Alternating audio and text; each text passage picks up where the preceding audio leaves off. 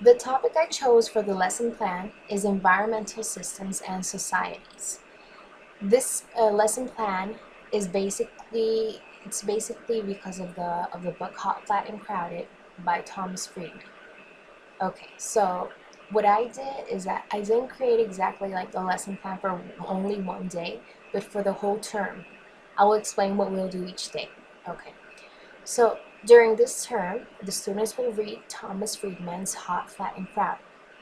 This book discusses the need for a green revolution.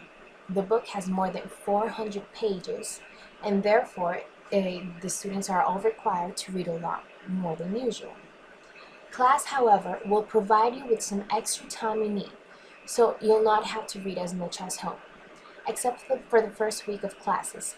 The weekly planning will look like this. Okay, so what we're doing here is that we're choosing only one grade, which is 10th grade, and this 10th grade is going to do all of this lesson plan. So we have classes on Wednesdays and on Fridays. On Wednesdays, what we're going to do is that we're going to discuss the chapter that they read, and every week, one or two students are responsible for discussing the book in class. They will be using PowerPoint. So these students had to make 10 questions for the rest of the students that are in the class. And they'll start a discussion about the subject that they elaborated on in the chapters assigned.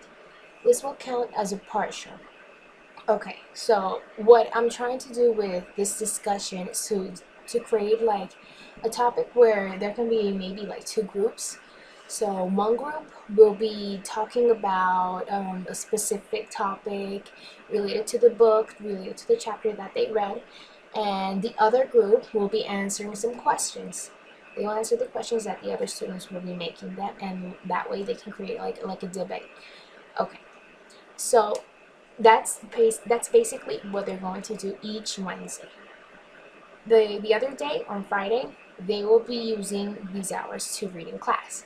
So there'll be like 2 hours on Wednesdays to discuss the chapter and 2 hours on Friday. Okay.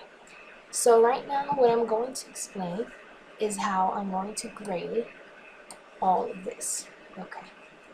So homework and participation. Every week the student has to read in a certain amount of pages. I wasn't very specific with the amount of pages because it depends on each student if they want to read less, if they're going to use a class to read. Okay, so the student is expected to make a little summary about what he or she read. So they're going to use a summary during the discussion so they can like know what they're going to talk about, support with main ideas. This will be made in their homework, right? This is just homework, and during the class, they'll just make the discussion. Okay. Afterwards, students are expected to write the answers of the questions asked in class in their notebook. So when it comes to participation, students are expected to participate actively in the course of discussions in class. This will also be graded weekly. So I'll be very, very strict about this because I think it's very important when students participate, because that way we'll know if they really understood the topic, if they have any doubts, any questions. So it's perfect. It's a perfect time for students to tell us if they have any doubts or if maybe their ideas, their opinions, depending on the book they're reading. Like right now, they're reading Hot, Flat, and Crowded, so it's very important. Okay. So the next thing I'm going to talk about is the partial exam. Okay. So 1 week during the period, students are responsible for discussing the book in class. They will use PowerPoint. I already mentioned this earlier. So what they're going to do with this PowerPoint presentation is that the students have to make 10 questions for the students. And as they have to start a discussion about the subject elaborated on the chapters assigned. So the rules about the presentation are the following. First, students read the chapters assigned and they make a summary to present to the class. Second, students make a PowerPoint with keywords only. It's not the summary, it's only the keywords. Okay. Third, students make 10 questions based on the chapters assigned. Students will have to answer these questions in their notebooks. So the questions may be used on exams. Afterwards, these answers will be discussed. Fourth, students will have to create 2 statements to start a discussion in class. So what these statements are going to do is that they're going to have the students motivated so they can react to the statements. Okay, so since we're talking about motivation, I think it's very important for the student to be motivated, because that way they'll know why they're doing this. They'll be satisfied. And motivation is also psychological quality which leads to people to achieve a goal. It's also regarded as an effective factor that usually concerns teachers and is the key issue in language processes. It's very important when learning a language because language teachers aren't able to teach in an effective way if they aren't familiar with the relationship between motivation and its effect on language acquisition. Okay, so it can be complicated to keep language learners motivated at a high level at all times because every student learns differently. Based on this, teachers must take that into consideration when planning. Some of the motivational teaching strategies are the following. To encourage students to personalize a classroom environment, they could also create situations in which students will feel a sense of accomplishment, encourage students to set their own short-term goals, provide pair and group activities to develop students' confidence, and also connect language learning to students' interests outside of class. Okay, so those are like the main ideas when talking about motivation. Let's go on. Active participation during this discussion is important and will also be part of the participation grade. Good motivating statements and the leadership to lead a discussion. That will also be as a participation grade. Okay, so students make a written report that includes the summary, the questions, and the answers. They will also include this so per day that you can hand this in later than your due date. So it means a deduction of 10 points of the grade. Alright.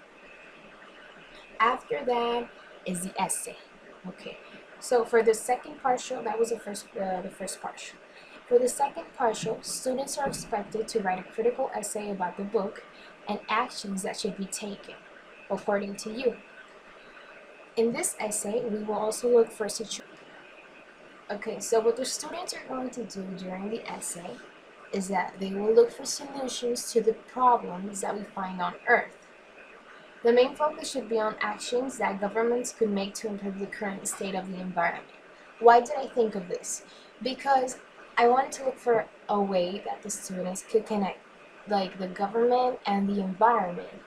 So they'll elaborate on the importance of the government in taking care of the environment and what a government can do. Before they start writing the essay, I want them to find like real examples of actions taken by governments around the world and how the environment has reacted on them. For example, we have an example in the book, which is the oil in Denmark. That's a great example. Okay, so this activity will teach the students how to do research. And I will also be very strict right here on the way they're going to research, because as we learned in the university, academic honesty is one of the key principles of doing research. So this means that you do your own research, you look for sources online and summarize the information. You structure the information so that you can turn it into a story that's easy to read, containing all the information you need. So what I'm going to do is that I'm going to attach the text of the document that I'm going to send for all the students that will be having like the discussion of the topic. So the purpose of this is to write an essay and connect the government to the environment, as I was saying previously. The main purpose is that you will learn to write a critical essay dealing with the topic you're familiarizing with and offering solutions to the problems. The students will also have to give like a good overview of the book and combine it with a personal touch. So we have two important things here: the connection of the government to the environment and the overview of the book, like the summary, with the combination of the personal touch. That's what I want from the essay. And of course, the students will also have to give the opinion anytime they want.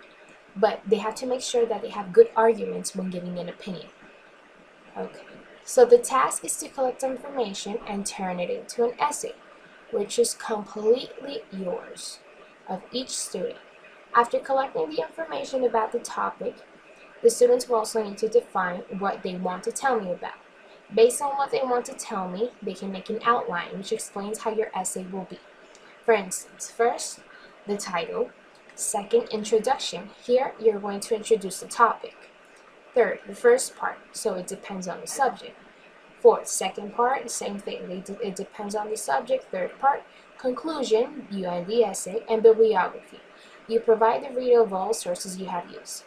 Okay, so it's very important for them to do the outline because that way it can be more organized, and the students will also have a better idea of what they want to write about. Okay, so this is basically like my lesson plan, and they're going to have like many concepts that they're going to want to like memorize, recover, and understand. And that's about it. Thank you very much.